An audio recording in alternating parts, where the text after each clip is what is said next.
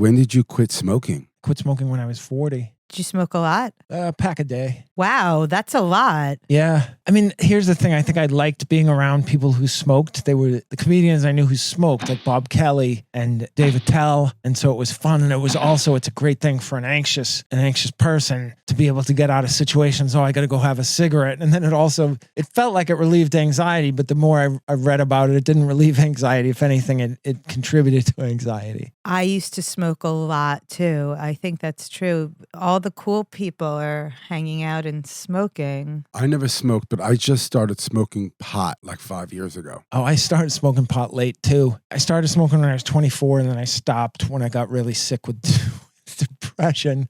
It made it worse. Pot made depression worse? Yeah. Well, I have terrible anxiety. And I think back like to when I was like in my 20s and I was like, God, I never had anxiety then. And then I realized I was stoned out of my mind for like years, just like self-medicating. Yeah, probably. It works different for different people. It's like some people take Adderall and it makes them incredibly focused. Other people take it. It makes them, I took Adderall before and it made me incredibly irritable and unable to focus. So I'm like that naturally. Interesting.